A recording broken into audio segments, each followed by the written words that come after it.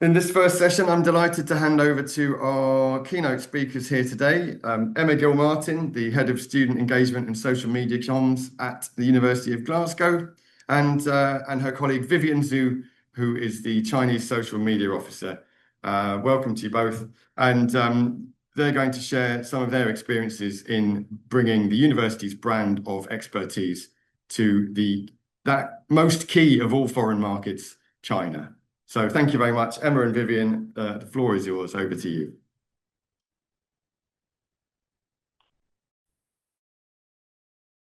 I hope those slides are showing okay for everyone.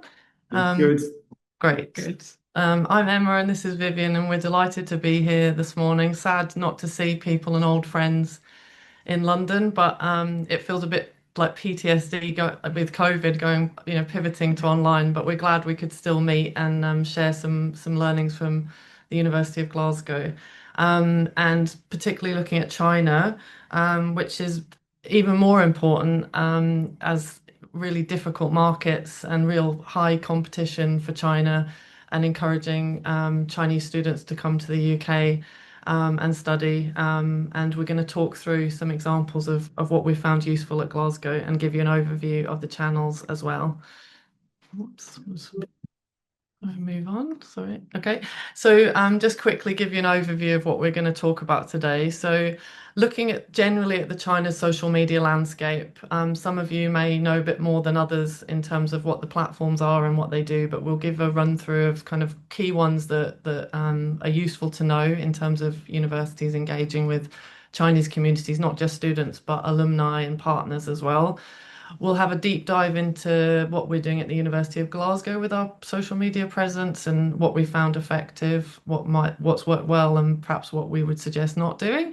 Vivian will talk through like cultural differences, and that's key in terms of understanding the nuances within China and what that audience want to see and how they want to interact with you. We've got some case studies of things that we've done from research to more sort of the more kind of fun and creative content. And then we'll look a bit about the content that really doesn't chime with Chinese audiences. And then hopefully we'll allow plenty of time for questions and discussion at the end. So just let me briefly introduce the team, and a humble brag there because we've actually won two sector awards recently, which we're hugely proud of. As I said, the market, it's a really tough time for the higher education sector. And so to get these awards, particularly the one at the UK China Business Awards recently, when we were the only university up against people like Waitrose and Unilever, who have huge budgets and big resources, that we were proud that our small and mighty team came on top with the marketing campaign of the year. So we're really proud of that. And we're really proud that the team, we've grown over the years and really invested in China because it's our biggest international student market, along with India. And we've really invested in trying to create content that's really valuable for our Chinese audiences. And what's been great is having Vivian and Quan Xing, who's our other Chinese social media officer. They're both alums of Glasgow, so they really understand not only the culture and the nuances of China, but also the University of Glasgow, and they love it. And that comes through in our content, which is really good. And Young Ming, we also have a social media intern who is a current PhD student. So creating that peer-to-peer content is really effective in talking to students and other communities in China. So we'll start at the beginning talking about understanding China's social media landscape. Chinese communities are really savvy and discerning audiences that really want and desire communications in the channels that they want to be communicated to and in the way that they want to be communicated to. So cultural fluency is really important, and sort of tailoring your content for them. It's no longer really acceptable to just tweak the content you're putting out on your other channels. For China, you really need to do tailored content, and that's what we found effective. And Vivian will give some case studies on that later in the presentation.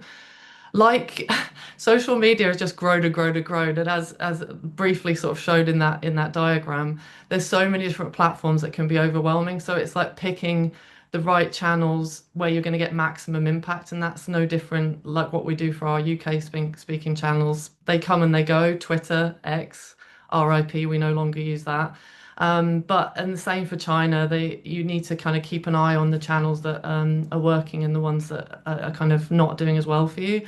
And as you'll know, a lot of the UK or the English speaking channels you can't access in China, and even a VPN doesn't, it's very inconsistent for users. So being on the channels that they can use and access is crucial. And we can't really do the interactive bit of this because I was going to hope for like hands in the room and stuff, but um, these are sort of the main channels. I was going to ask like what people who knew which channel, but we can't do that, so we'll just skip on quickly for this one. So yeah, these are the four channels that we're going to mainly focus on in this initial bit, which is WeChat, Weibo, Bilibili, and RedNote, and we'll talk a little bit more in detail about each one of these. Um, so for as I said, for the University of Glasgow, it's such a key market for us, China, and a key community, which we really want to spend. They're really part of our university culture and our community. And through our social media, we're able to really create that sense of belonging for our China community. And we'll give a lot of examples of that. And that also not only is for prospective students and current students, it's also for alumni as well. And we've got a massive alumni associations in China that are really important with kind of building brand awareness for us in China. And actually, our principal and one of our vice principals are out in China right now doing events to celebrate our 575th birthday. So it's happening live in China as we speak.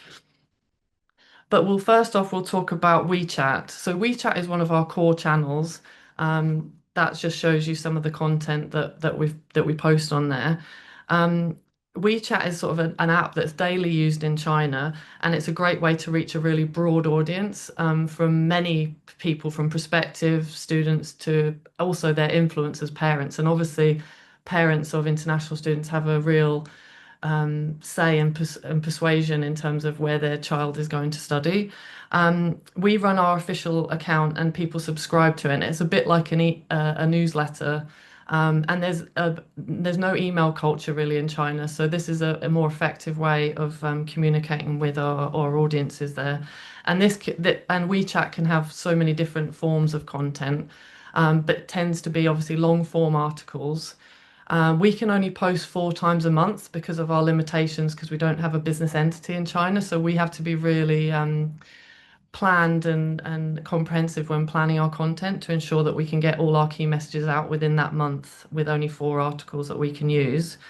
So it's like a newsletter, as I said, with long form, very comprehensive, well written, well crafted pieces of content. And that's why having that cultural literacy, cultural specifics is really important, and having Vivian and Quanching in the team to write in a way that we know that the audience are going to engage with.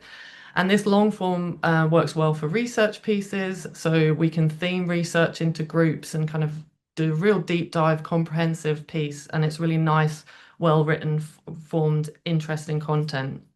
We also have linked to a video, so we can have WeChat video, which we're not as restricted on how many times we can post there. Um, and yeah, it's a really effective channel that we can share lots and lots of different information on, and we've had huge success on there in terms of our engagement. But we are selective on what we can post on there. So the strength of the platform WeChat is that, it's all in one platform for communications. It's a real strong user loyalty. People subscribe and they really want to see your content. And it hits so many different audiences, including parents, which, as I said before, is a really important audience to persuade. So we might do content around joining the university. We might do content about our research, our rankings, all sorts of different content and things that we know that China audience will be interested in. But also, it might be that we're doing something broader on our other channels, but we will tailor it specifically for China and tweak it and add different content as well. For example, we have some content going out next week around our new 10-year strategy, which we've added in content about our internships with China in terms of students being able to do internships to bring that employability to life as well for that audience. The challenges are it's less effective for content discovery. The search isn't as good as, for example, RedNote, which we'll talk about in a minute, and sort of growing competition with other short form video platforms among younger users. RedNote, again, which we're going to talk about, I think, right now. So Rednote is the most trending social media platform amongst young people in China. It's very female dominated. I think 72% of the channel are female, and 80% of its users are 18 to 34, mostly middle class and living in tier one and tier two cities. And that's just that little video running is some of our content that we've shared recently on the channel. This is our newest channel. We launched in January 2025, and we're really proud that it's grown rapidly because we've been tailoring content specifically for this channel for our own team and working with student content creators and Young Ming, our PhD student intern. So we're really creating peer-to-peer content on there. It tends to be much more sort of fun content, entertaining content. So kind of review lifestyle posts, and very short. And that's what's worked for that channel. So we're tailoring the content for that. So what we put on WeChat will not be the same as what we put on Rednote. But that was the one we knew where our Gen Z, our student audiences were. So we went on to that, yeah, as I said, a year and a bit ago, and we've had huge success on it. It's a search driven platform, so like Google, a lot of people search things on the channel. So there people actively seeking information, recommendations, and advice. So kind of peer-to-peer influence is very big. It has a really high user trust, so authentic reviews, experiences, and opinions are highly valued. And then also preference for genuine content, useful, relatable, and non-commercial content tends to perform best. Anything over published or produced just doesn't have the same effect, similar to some other things in that. Um, growth of AI and stuff, that's more important than ever, and having that human platforms. We're all in across new changes that we have to adapt to. Um, and they're really hard in moderation.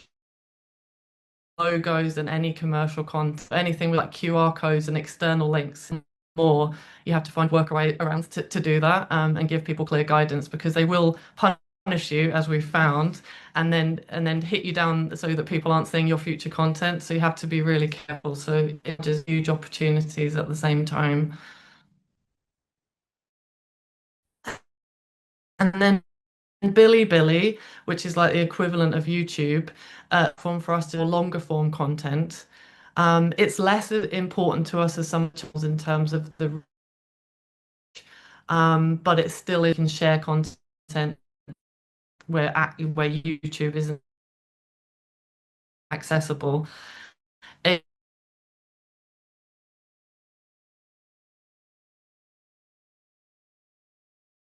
often like formal or over promotional content backfires, and we've seen a discerning audience, and also a bit so they didn't like the fact that it was getting so many views. So if you're too successful,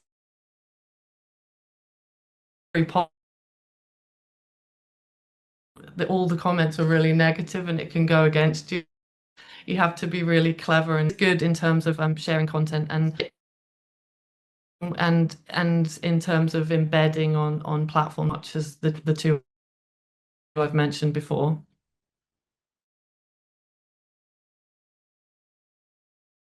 Weibo, which is like a bit like ex Twitter, is on have a presence on, but we spend less time on. It's not a core channel for our strategy anymore, just because of the decline in users on it.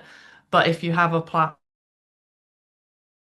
you Hi, username and sorry still to use it. interrupt, but this keeps breaking up. A lot of us are missing a lot of the last few bits because it keeps freezing. The connection's really bad. Oh, oh, sorry. Thanks for letting us know. We'll try Yeah. and fix the Could the everyone Wi-Fi. just sorry everyone, it's dropping in and out a bit, isn't it? Could everyone just turn off their video, please? Just turn off their video feed and see if that helps at all.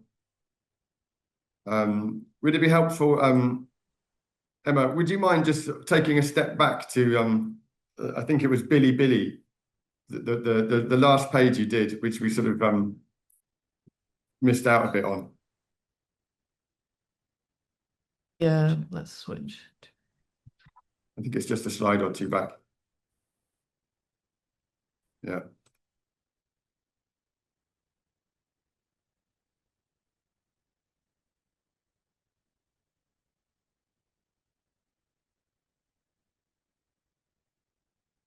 Hello, Emma.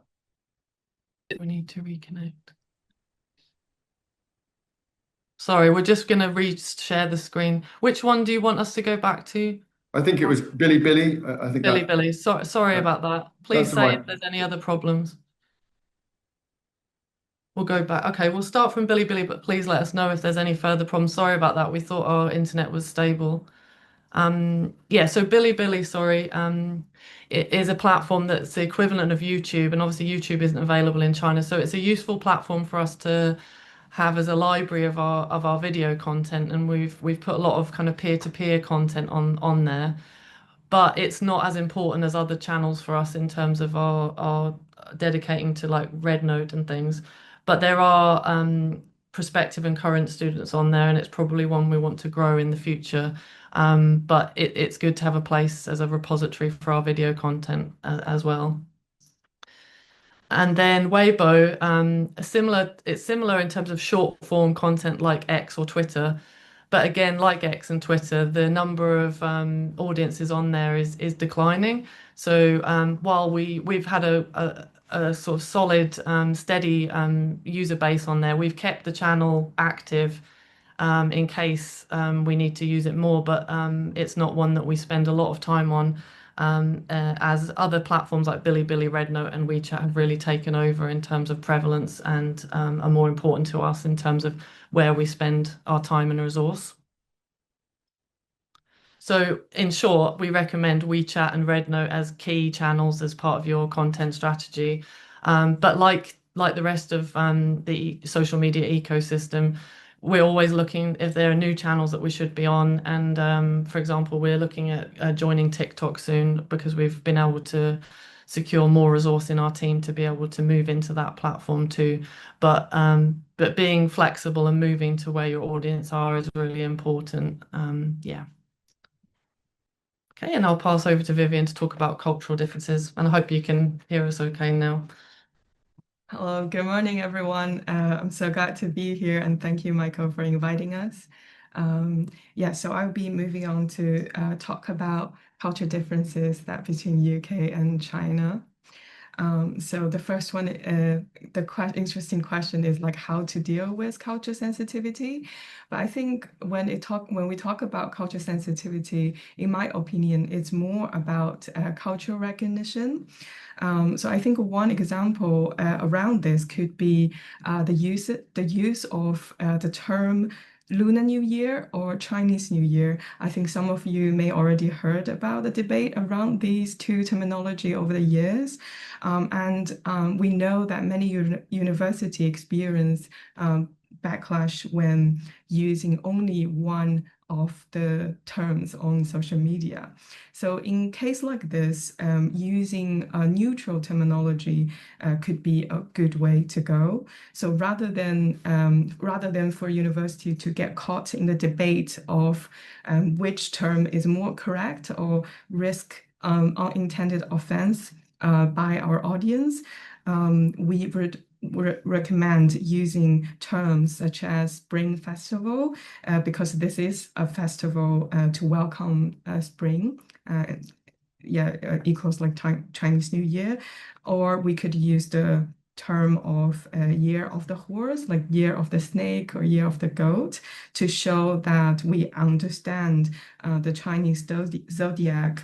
So by doing this, we think we could not only avoid potential risk, but also show a deeper understanding of Chinese culture on our platforms.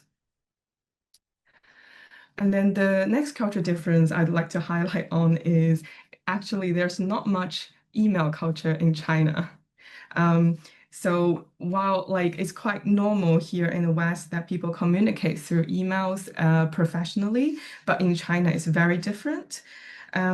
So since there's no big email culture, so the people in China who use email professionally are usually works in kind of multinational companies or for foreign companies. So actually, for many international Chinese students coming to study in the UK, probably is their first time in their life to use email professionally. Instead, people communication mostly on WeChat.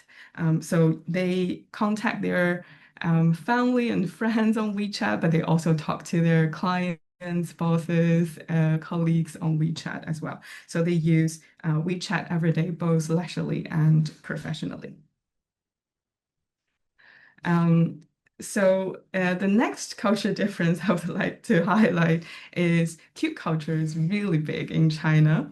So I think this is a bit different from sometimes I think in the West that the cute aesthetics can be viewed as childish. But in China, adults embracing this cute aesthetics can be often seen as fun, friendly, trendy, regardless of your age. So I think one of the possible reason behind this is because the modern urban life in China can be quite intense and competitive. Like students have intense schooling, the adults have long work hours, career pressure, and etc. So Q aesthetics can actually offer some sort of comfort and some emotional relief as well. So as you can see, I show some examples of Q aesthetics here. Jellycat is a really big hit in China. And also like on the PowerPoint here, the bear, the graduation bear that you can see among the most popular items in the university gift shop. And on WeChat, people love to use like cute emojis and memes to express themselves. Like you can see the cute dog and cat here with like various humanly expressions are really trendy. And on the top right, you can see there is a University of Glasgow Love Me spray. So if you spray that, the university will love you and you can get all the good grades. Um, yeah, so yeah, and the last one in the middle is I think is created by Discover Scotland, and they customized this Highland cow cute emoji, and they released that right before Chinese New Year. I think 2 years ago, it was like a big hit among our alumni groups that everyone used that daily. Yeah, so I think because cute culture is really big, I think that moves me to the next one is about our audience. So especially for Red Note and Bilibili, our audience is Chinese Gen Z. I think quite contrary to some of the maybe like stereotypes that about Chinese people as quite shy or timid or quite reserved. Actually, the new generation of Chinese youngsters presents a very different picture. They are practical, they are efficient, they are highly creative, and compared to the old generations, value so much on hard work. I think the new generation, they value both. They work hard, but at the same time, they really demand quality of life and like personal fulfillment. So they know they can work hard, but they know they can even play harder.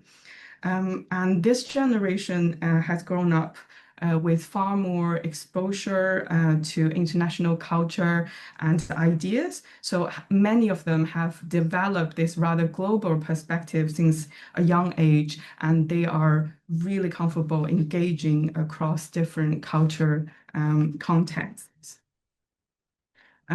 So since the exposure under international ideas, I think at the same time they expect their relationships with the UK university and with wider Western world to be built on mutual respect and genuine friendship and partnership, which means that they don't want to feel they are only valued merely for their economic contribution to the economy or be treated as cash cows. So in short, I think this generation is not simply only looking for a degree abroad.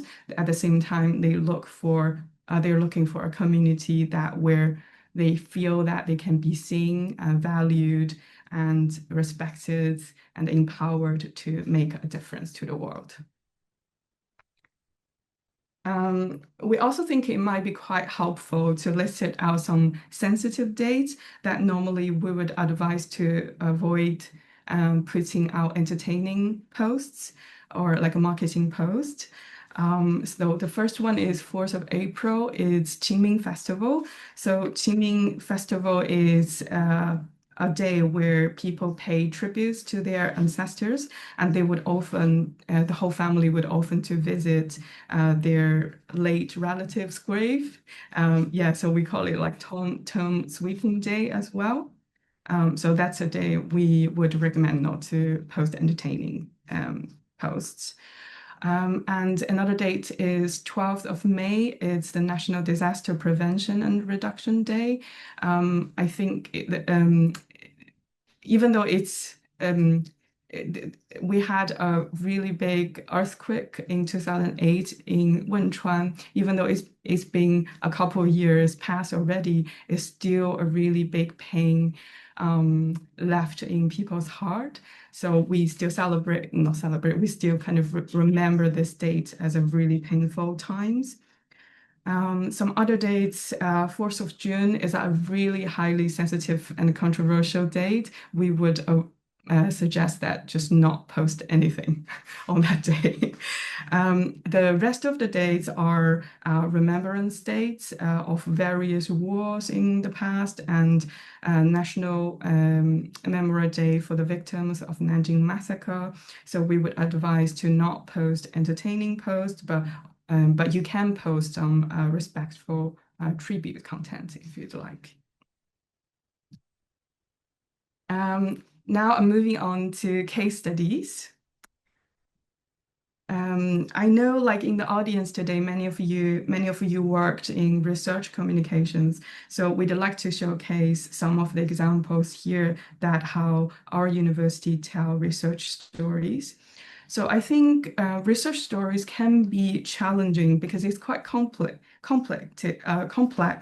and sometimes quite hard for our audience to digest and sometimes hard to present in social media. So we have a couple of ways a couple of approaches to navigate this. So one example I'm showing here is we try to connect multiple research fields with a main theme and package it with quite nice and interesting storytelling. We could either we did either in the format of video, or we could also do it in kind of comprehensive article and post on WeChat, as Emma mentioned earlier. So now I'm going to show you a video that is about our research. Could play. Yeah.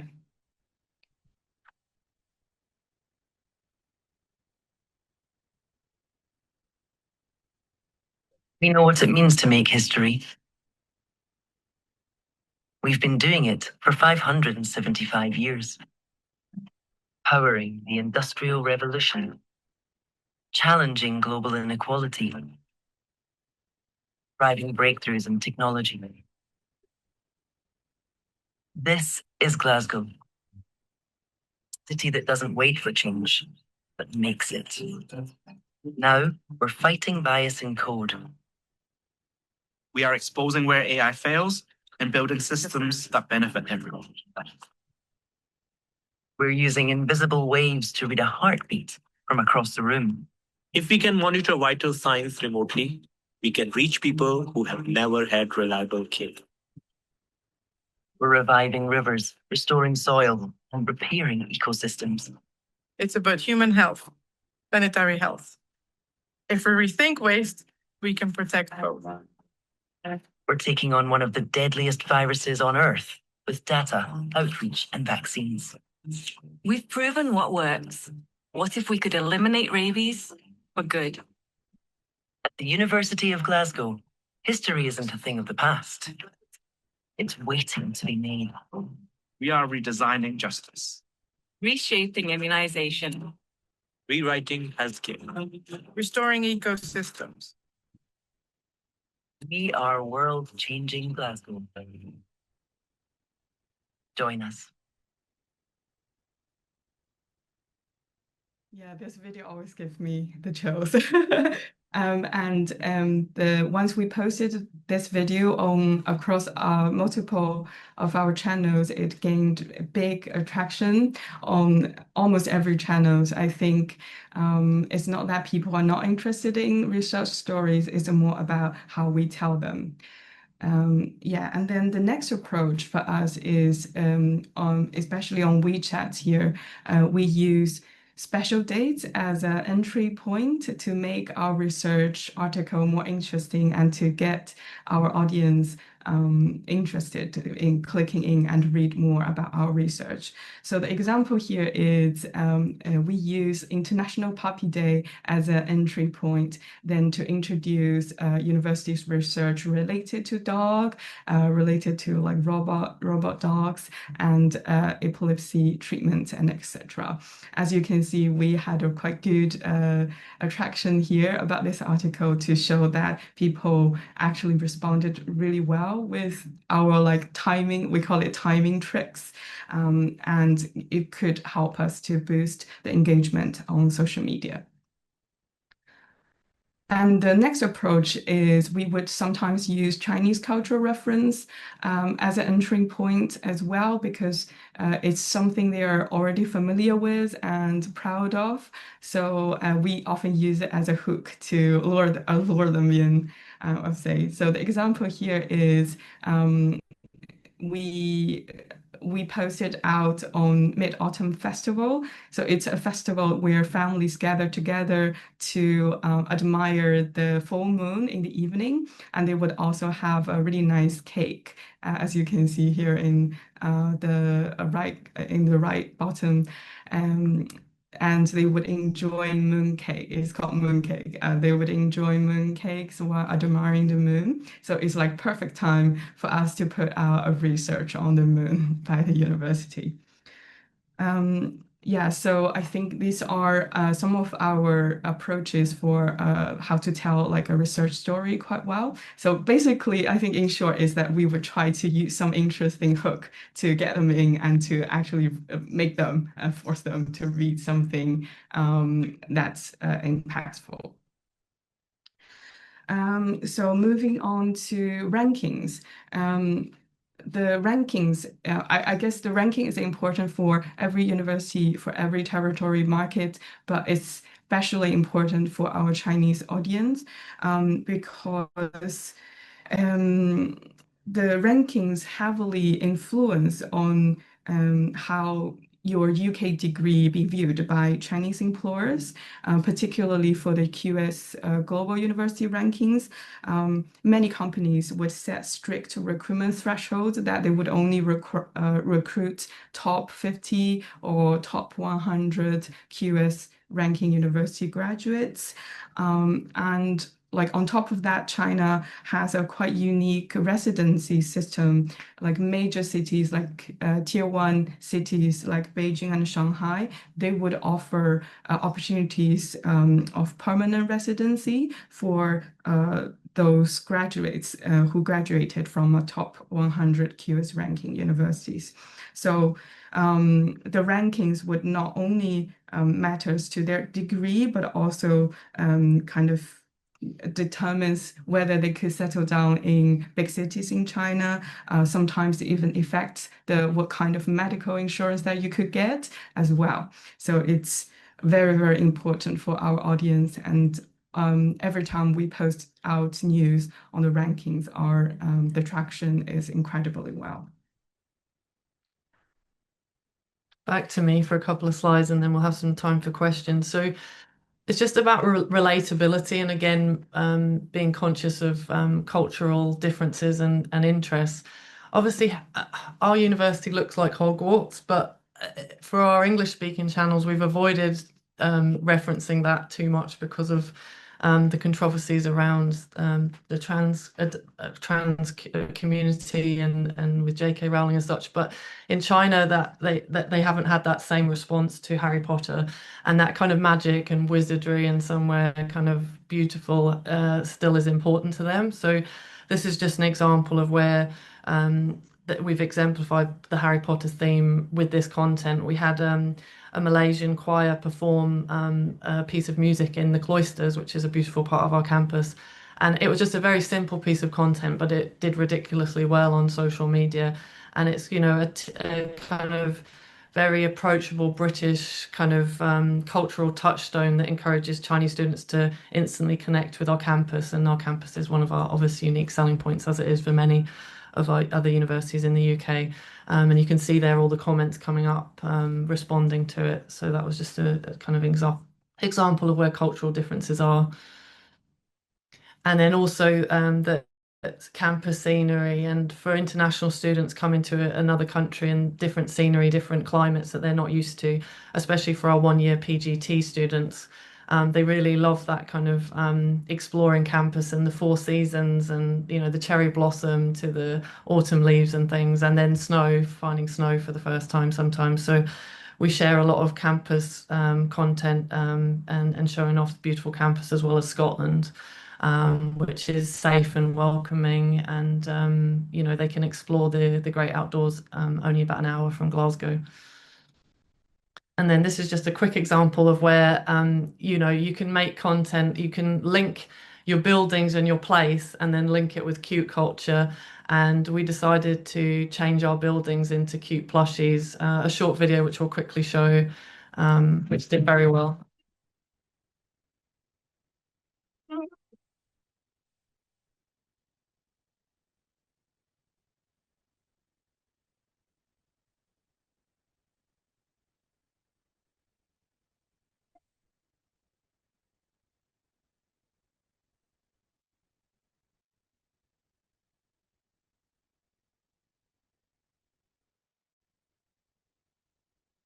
So yeah, that did really well. I really like the salmon sushi looking one in that was our research center, but it was a nice way of showing off our buildings and then turning them into cute culture, and it did really well on our channels.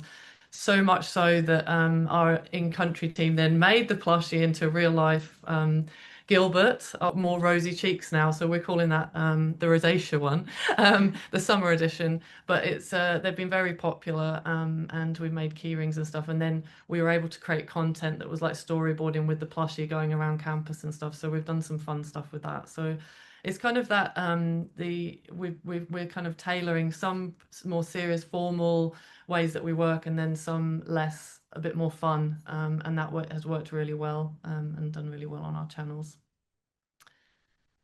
And then very quickly, just to finish off, is that the content that doesn't work for the China platforms, as I said before, overly polished or too institutionally corporate-led content, long form content with many messages in one video or post. And then generic content, as I said, the Chinese audience are very discerning, and they want to receive content that they're interested in the way that they want to hear it on the platform where they want to get it. So we worked really hard in the team to ensure whatever content it is that we're producing for whatever audience, whether it's alumni who are celebrating the university, or if it's parents that need to feel reassured that their student, their child is coming to a university that's safe and looks after their well-being and stuff. We've worked hard to create that content and make it meaningful for them as well. And that's also included picking up when we've seen some conversation online and responding quickly to create content in real time to help, like it is for any other social media channel too, but really important for China. And yeah, that overly polished stuff just doesn't tend to go down well. They want that authentic approach and not too much AI as well. And that's us. So we wanted to leave enough time for questions. I hope everyone could hear the rest of that. I'm sorry about the sound problems in the middle, but happy to take any questions or discuss. I think we're going to try and get the Q&A. Emma and Vivian, thank you very much. Yeah, I was going to say close the slides, I think, maybe, and we'll just and very happy to take some questions. So I think perhaps the way to do it would be to if you participants, people on the call, if you click the Q&A button at the bottom of your screen, at the bottom of your toolbar there, you'll find that there's a question and answer panel where you can ask questions. So please do put some questions in there, and we'll ask you to read them out if you have any.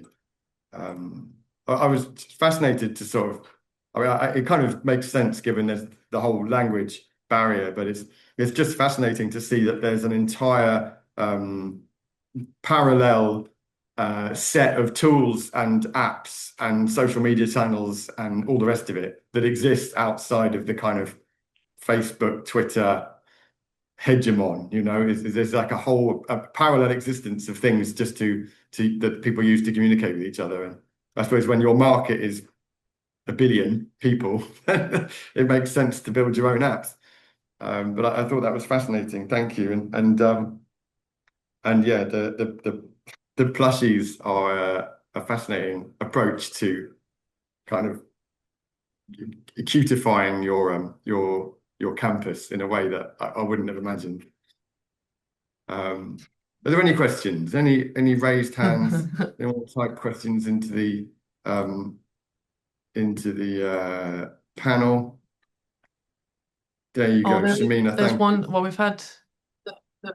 we've got two actually, and there's one in the chat as well. We'll do the first one first. So Shamina, would you like to? June. Yeah. Would you like to read out your question, Shamina? Yeah, no, it was just to say that was a really interesting presentation. Thanks so much. Obviously, for a lot of us, China and India are our kind of main recruitment audiences. I just wondered, do you know if your media and PR team have kind of done any work engaging a Chinese PR agency or anything to go alongside and complement this social media work? Yeah, good. A very timely question, Shamina. We are in the process of looking into that right now. So we don't work with the current one, but we're looking at, and we've had success working with one in India, and we want to replicate that for China, but specifically tying it more in with our social media because we've obviously got bespoke channels to do that. So we'll probably be able to say more on that at a later point. But yeah, we will be working with someone soon, hopefully. Brill, thank you so much. Thank you, Shamina. Serena Mitchell. Serena, hello, Shamina. Serena, do you want to ask your question?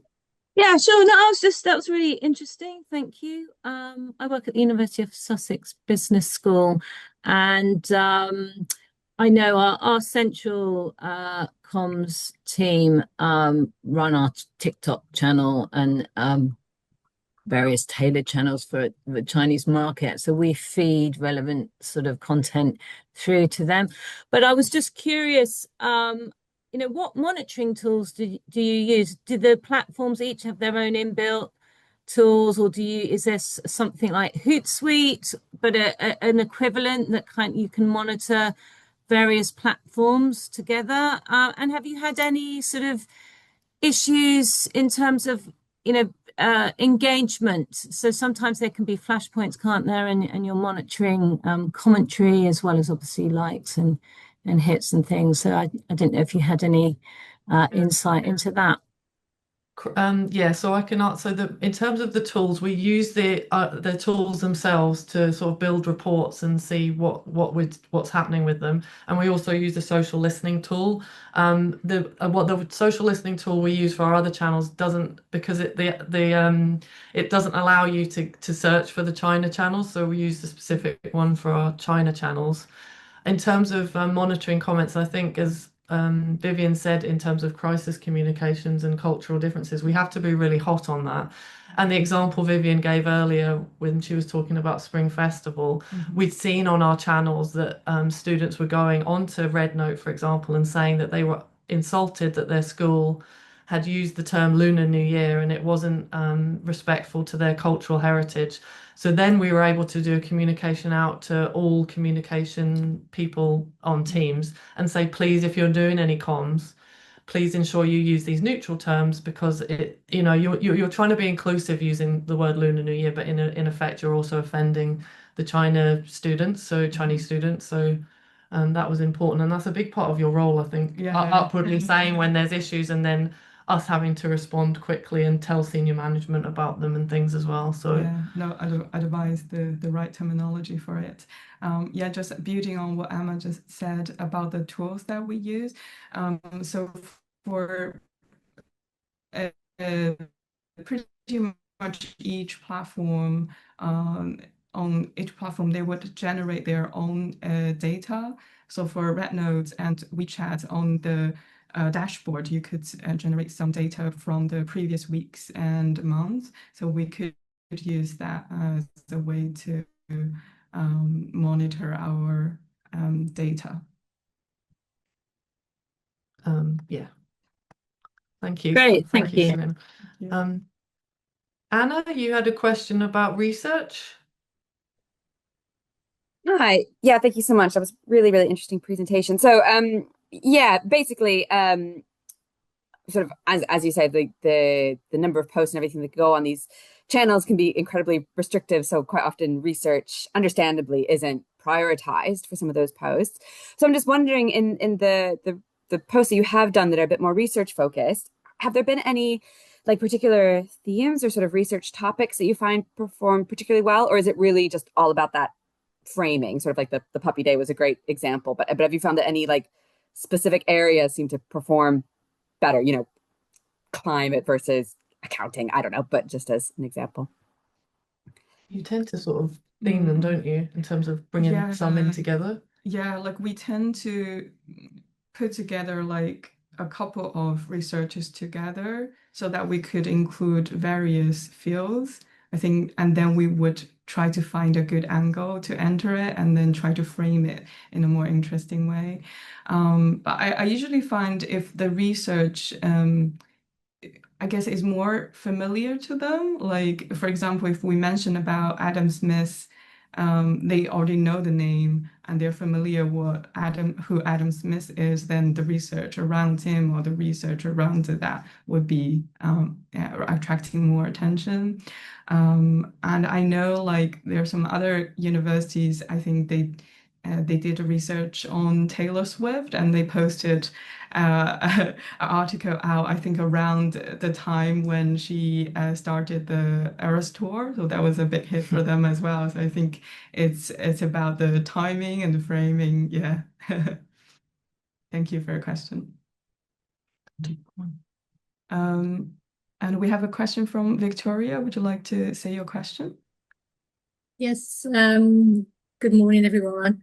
I was just wondering how you've used AI to support your work, because I noticed some of the sort of like plushy content looked very interesting. I thought that was an interesting use potentially.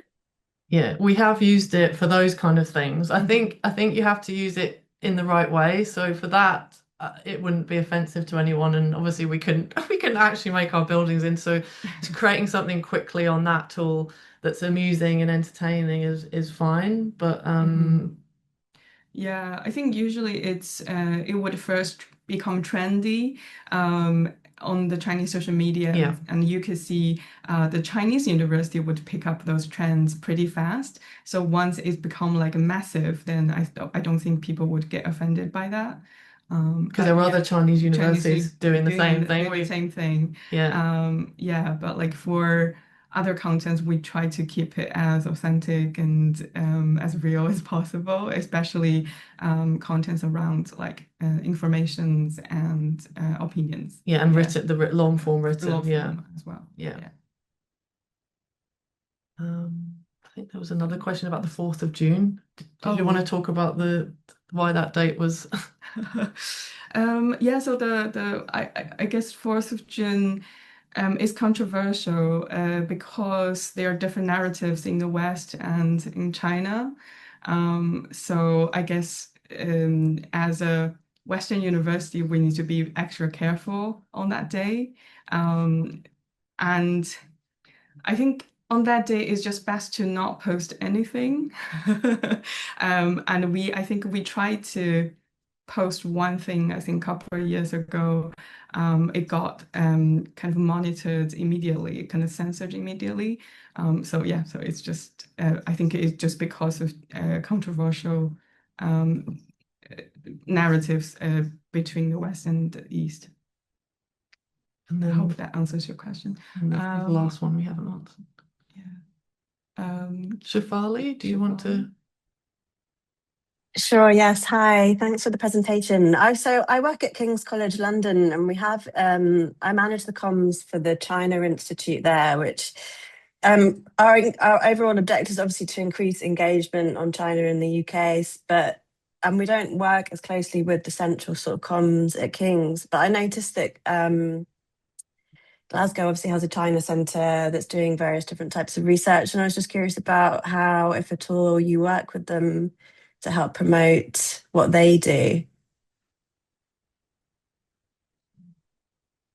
I don't know if we have too much actually. Yeah. We do work closely with like other research centres and the Confucius Institute and stuff, but actually that's a good point. We should probably reach out and do more with them. I think because we're trying to cover so many bases, whether it be engagement and recruitment, it's and we kind of act as a conduit between all colleges and services. But I think that's given us food for thought, Shefali, to reach out to them. Definitely.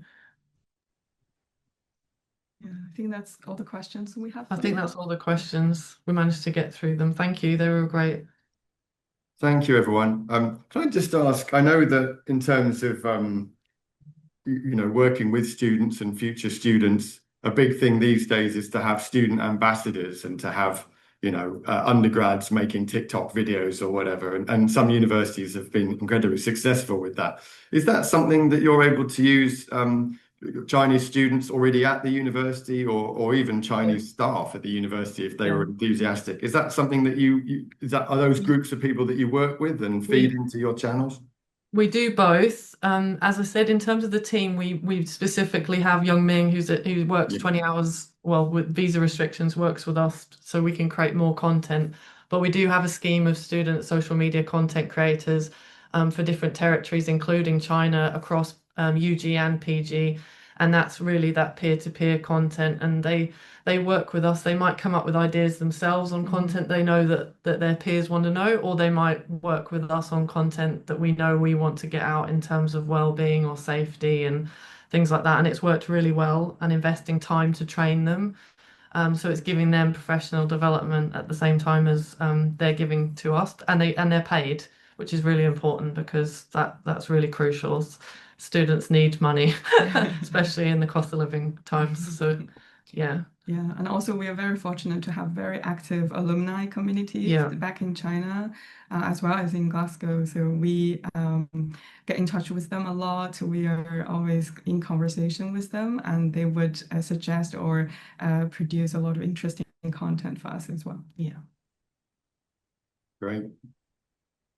Thank you very much, Emma and Vivian, for that fascinating talk and some insights there. And thank you for your questions.